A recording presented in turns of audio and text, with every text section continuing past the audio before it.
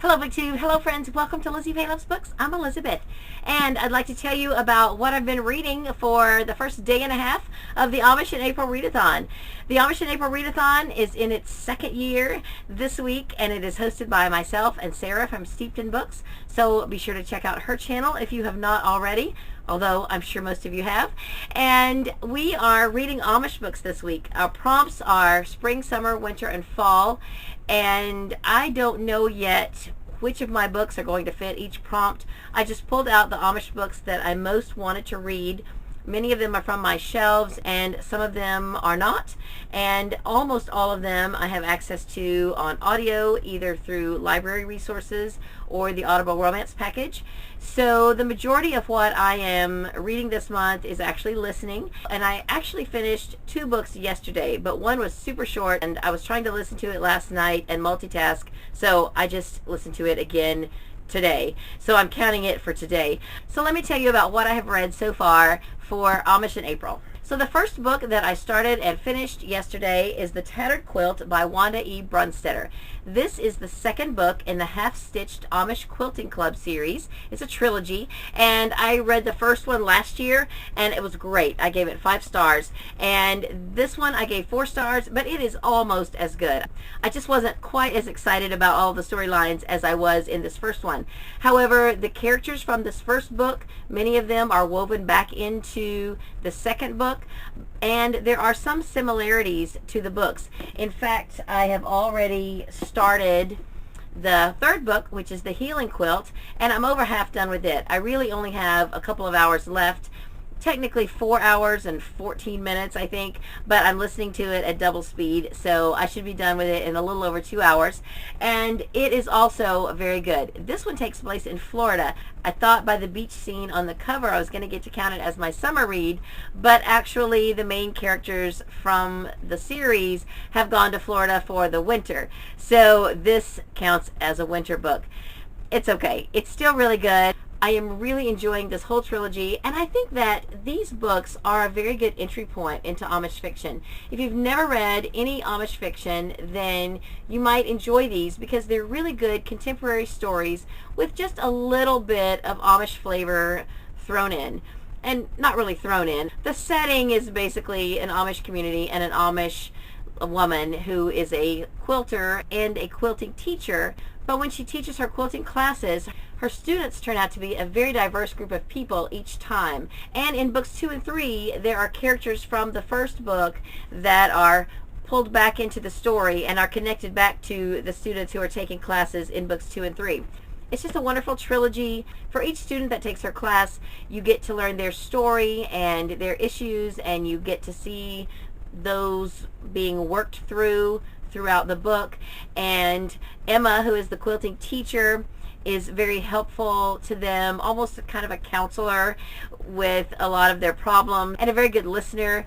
So it is just a wonderful series, and if you have not ever thought about reading them but you're interested in Amish fiction, Wanda Brunstetter has a tremendous amount of Amish books, and I have only read a few of hers, but I would highly recommend this series as an entry point into Amish fiction.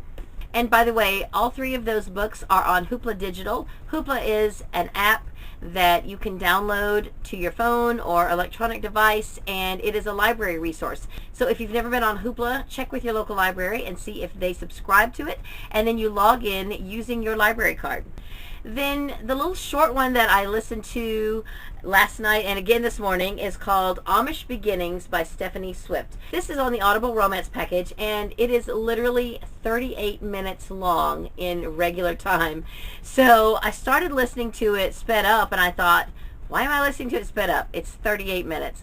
So I slowed it down, and I was trying to listen to it while I was writing some emails last night, and I just couldn't get into it. I basically understood the premise, and then I kind of picked back up with the ending as I was going to bed, and I thought, okay, I have no idea what happened in the middle of that. even though it was only 38 minutes. So I got back up this morning, and while I was cooking breakfast, I put it back in. This time I did speed it up because I got what was happening, and I knew a little bit more about the characters, and I listened to it. It is basically about a young woman who is an actress, and she is in a movie where she is playing an Amish person. So she had to research and learn about the Amish people and their way of life before shooting the movie. And so while she is filming, she falls off a ladder right in front of a bakery, and an Amish man happens to be coming out of the bakery at that exact moment. He doesn't even know anything about the filming, and he catches her. And so throughout this short story, she begins to think about what it would be like to live an Amish life, and she decides that the life of an actress is not as fulfilling as it once was. And of course, this young Amish man is very interested in her, but he believes that, of course, she as an Englisher is not going to be interested in someone like him. But they do end up talking again, and a romance forms, and it is a sweet little story. So I enjoy the story for the most part. It was just really super short. My problem was with the narrator. I did not think the narrator was very suited for this story. I'm sure he would be perfectly fine in many other books, but just not for this one, for several reasons. I didn't think his accent fit an Amish book, and I have a feeling that maybe English is not his first language. He was perfectly understandable, but there were some simple words that he mispronounced. Other than that, it was a sweet little story. It is on the Audible Romance package, so if you're participating in Amish in April and you have the Audible Romance package, you might want to think about listening to it, just if you want to boost your numbers a little bit for the week. And it's called Amish Beginnings by Stephanie Swift. I also started a bind-up of some novellas on audio in my car. It is an Amish gathering, and the first story that I'm listening to is by Beth Wiseman. It's called Change of Heart. And as soon as it started, I thought, oh, I've heard this one before, because I did listen to an entire Beth Wiseman bind-up last year. It is about a young Amish woman who just does not feel inclined to do the traditional domestic tasks that are expected of her as an Amish woman. She doesn't like cooking or sewing or keeping house or anything like that. She wants to write.